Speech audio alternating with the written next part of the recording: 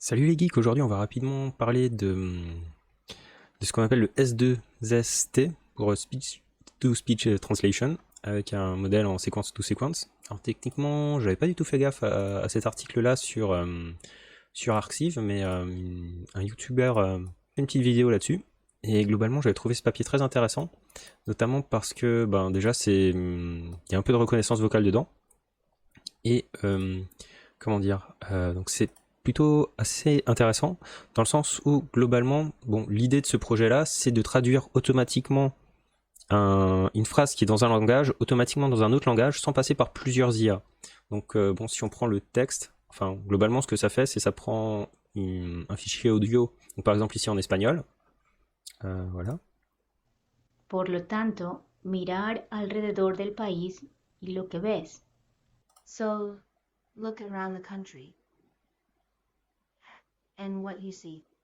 Et globalement, en fait, donc on remarque que c'est quasiment la même voix de la même personne. On a plus ou moins les mêmes émotions, la même intonation. Donc techniquement, en fait, c'est le but de cette IA, c'est t'as juste le son en entrée, donc dans une langue, et ça te fait automatiquement la traduction dans une autre langue. Et ça, faut bien comprendre que, comment dire, c'est dans une seule et même IA. Donc là, on voit l'architecture en fait de cette IA. Globalement, donc là, on a 8 niveaux de bidirectionnel long short term memory. Et globalement, ce truc-là, comment dire, va y avoir le spectrogramme en espagnol qui va rentrer ici.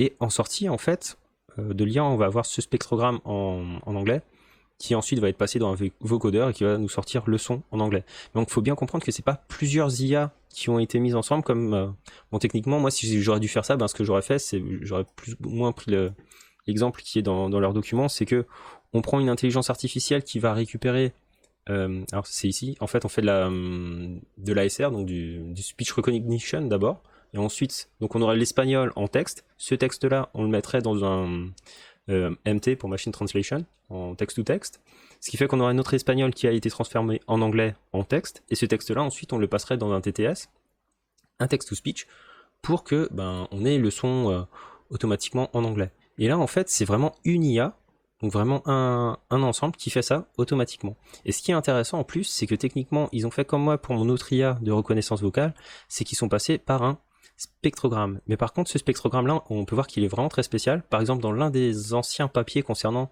ces systèmes en fait de sequence to sequence model qui font du speech to speech translation, et ben ici en fait, ils avaient utilisé la même technique que moi, mais on peut voir que ce spectrogramme, il a vraiment une autre tête que celui-là. Et ici, en fait, ils utilisent un système très spécial. Enfin, un système très spécial, bon, c'est juste une autre approche, c'est qu'ils ont utilisé comment dire, ce spectrogramme-là tient compte en fait des accélérations et des deltas d'informations sur le spectre audio. Et donc techniquement, on a des spectrogrammes qui sont beaucoup plus intéressants que ceux-là.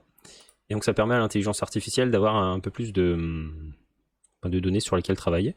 Après, ils ont fait pas mal de recherches et d'améliorations aussi dans tout ce qui est méthode enfin tout ce qui est architecture en fait de l'intelligence artificielle pour arriver à faire ça. Notamment, il y a un truc que j'ai vraiment trouvé très intéressant que je ne connaissais pas, c'est que donc techniquement en général, ce qu'on fait quand on est dans ce genre d'approche, c'est qu'on va utiliser plusieurs entrées dans notre IA et ensuite on va les concaténer pour ensuite avoir un réseau neuronal qui va prendre en compte plus ou moins tout ce qu'on pourrait penser être intéressant pour cette IA et avoir notre solution.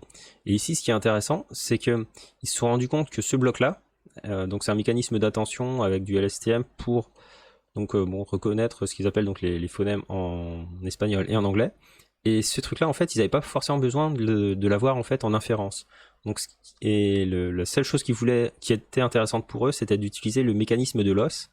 Et en fait, avec le phénomène un peu de backpropagation, techniquement, on n'a pas besoin de faire un concat pour récupérer les données, parce que ça ce serait uniquement si on veut le faire lors de l'inférence, mais en faisant ça, on récupère le loss dans notre bloc des 8 layers de BLSTM, et derrière c'est concaténé dans l'IA, qui va être, enfin avec les autres informations, puis fourrier à l'IA, ce qui fait qu'on n'a pas besoin de connecter ces deux blocs d'IA dans le concat, ce qui rajouterait en fait du temps de calcul. Donc techniquement, en faisant ça, si vous avez donc ce genre d'approche par exemple, où on pourrait avoir besoin d'une sorte d'information, mais pas complètement, donc uniquement à l'apprentissage et pas ensuite à l'inférence, et ben on peut utiliser donc cette technique-là qui est vraiment, je connaissais pas et je trouve ça vraiment intéressant. Donc voilà, c'était un peu la deuxième chose qui était sympa. Sinon, bon, ils ont fait pas mal, ils parlent pas mal d'optimisation au niveau de l'architecture aussi de l'IA. Bon, ça c'est vraiment plus spécifique. Bon, à vous de voir si ça vous intéresse. Donc vous avez le papier que je fournirai en fait en lien dans la description. Mais voilà, donc globalement, si vous cherchez à faire de la reconnaissance vocale, donc je pense que ça peut être plutôt sympa parce qu'ils ont réussi à vraiment améliorer pas mal de choses avec 2-3 petites techniques qui au final semblent assez faciles à implémenter. Et puis bon, quand on voit le résultat de l'IA, faut savoir que là, en fait, la phrase là, elle a été traduite automatiquement par l'IA en elle-même. Et moi, je trouve ça vraiment impressionnant, c'est se dire, ça a reconnu ce son-là. He visto un aumento del 60% en el valor de las ventas. I have seen an earth in 16 in the value. Et ouais, c'est impressionnant de voir que c'est la même IA, c'est-à-dire que c'est l'IA qui est capable de comprendre le son, qui va faire la traduction et qui va refaire le son en sortie.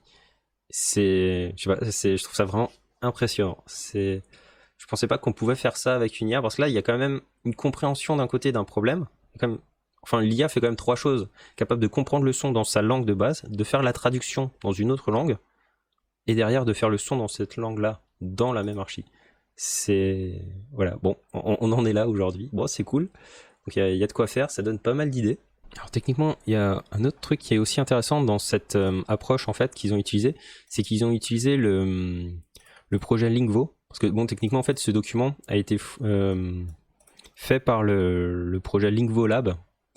Et bon, bref, donc ils ont utilisé leur propre outil justement pour entraîner cette intelligence artificielle. Et si vous faites de l'intelligence artificielle dans la reconnaissance vocale, il y a leur outil qui est vraiment très intéressant, c'est que techniquement, c'est extrêmement très difficile de synchroniser en fait à l'apprentissage le son de la voix avec le texte qui devrait être bien calé en fait sur les ondes du son. Et justement, ils ont ce projet-là qui permet de faire un entraînement en séquence sous séquence d'un élément sonore avec sa traduction en texte, ce qui permet en fait d'avoir un modèle qui est vraiment très propre à l'apprentissage. Donc ça, c'est un outil très intéressant si vous faites de la reconnaissance vocale, c'est un truc voilà, à savoir. Donc voilà, c'est tout pour aujourd'hui. À la prochaine.